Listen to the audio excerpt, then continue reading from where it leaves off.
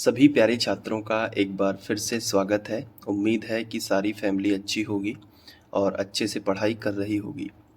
आज हम करेंगे प्रश्नावली 5.2 का प्रश्न क्रमांक 2 और ऐसे प्रश्न एग्ज़ाम के लिए तैयार रखना क्योंकि ऑब्जेक्टिव टाइप क्वेश्चन में ये प्रश्न आ सकते हैं।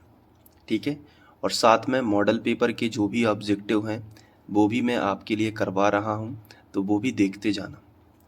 इसमें दिया गया है कि निम्नलिखित में सही उत्तर चुनिए और उसका औचित्य भी दीजिए। औचित्य का मतलब होता है कारण, तो वो हमें कारण भी देना है। तो यहीं पे सॉल्व करेंगे तो कारण तो अपने आप ही पता चल जाएगा। देखो, आपको एक एपी दी गई है 10, 7, 4 और इसका हमें 30वां पद निकालना है। तो एपी का मतलब आप जानते हैं समांतर श्रेणी कहलाती है और उसका 30वां पद हमें निकालना है। बहुत ही आसान है।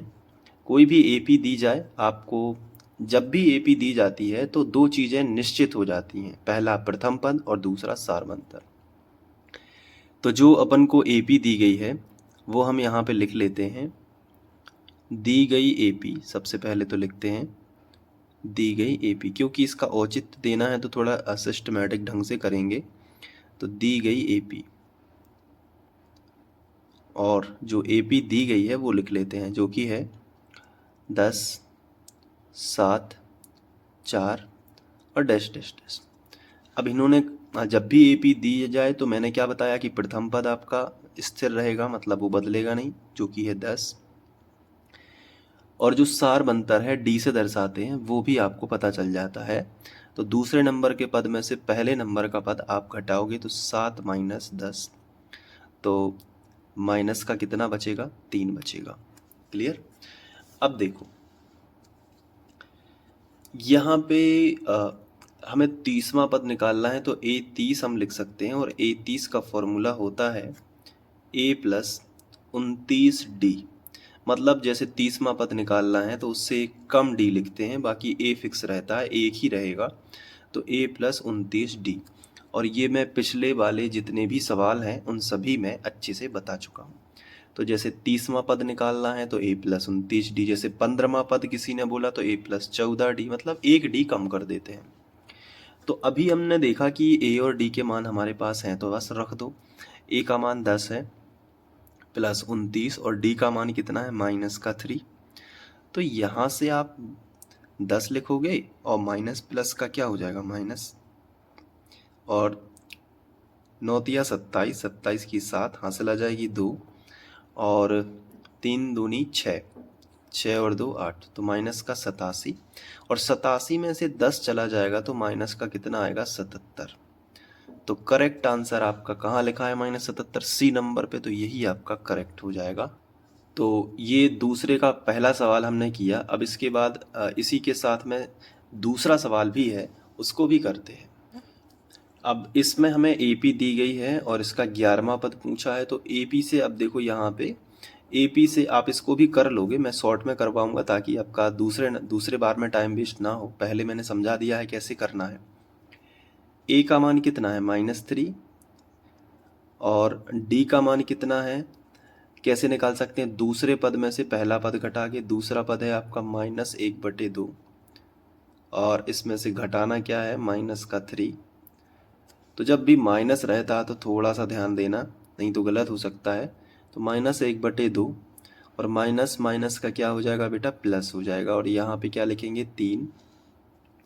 तो आ जाएगा -1 और +3 दूनी 6। ठीक है, गुणा करेंगे, मतलब नीचे वाली संख्या ऊपर वाली संख्या में गुणा कर देगी ताकि सबके बटे में हम 2 लिख सकें, यानी सबके बटे में नीचे वाली संख्या आ सके। ये गणित का एक तरीका होता है कि एक संख्या बटे में हो और दूसरी संख्या बटे में ना हो, तो जो बटे में संख्या है ना वो उससे गुणा करके सबके बटे लिखी जा सकती है। तो 6 में से 1 चला जाएगा तो कितना बचेगा, 5, और 5 बटे कितना आएगा, 2। तो डी की वैल्यू होगी। अब इन्होंने 11वां पद पूछा है तो A11 हमसे पूछा गया है। तो A11 का फॉर्मूला होता है A प्लस 10D, जैसे कि आप सभी जानते हैं। तो A का मान कितना है, -3, और प्लस 10, और D का मान कितना है, 5/2, है ना। D का मान कितना है, 5/2। अब ऊपर और नीचे की संख्याएं कट सकती हैं, तो 2 एकम 2 और 2 पंचे 10। तो यहाँ पे मैंने देखा कि -3 तो है ही और पचम 25 है।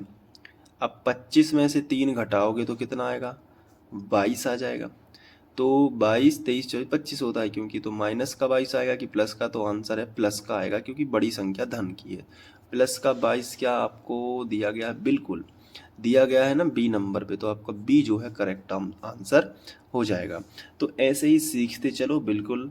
और ध्यान रखना, अगर मेरी एप्लीकेशन लॉन्च हो गई होगी तो चैनल के डिस्क्रिप्शन में ज़रूर देख लेना, क्योंकि मैं नहीं चाहता कि आपको जानकारी ना हो अगर आप पुराने वीडियोस देखोगे। तो अगर आप ये वीडियो कुछ समय बाद देख रहे हैं तो हो सकता है कि मैंने एप्लीकेशन लॉन्च कर दी हो, तो आप ज़रूर विजिट करना। प्रीमियम कंटेंट है, वहाँ पे साइंस के सारे नोट्स मिलेंगे जिसमें से पढ़कर आपका मेरिट में आ सकते हो आप। दूसरा, गणित के सारे नोट्स मिलेंगे, तो प्रिंट भी निकलवा सकते हो। मैथमेटिक्स तक के नोट्स हैं, साथ में सारे ऑब्जेक्टिव टाइप क्वेश्चन आपको मिलेंगे, बहुत कुछ है। ठीक है, देख लेना, मतलब ऐप के अंदर सब कुछ मिलेगा।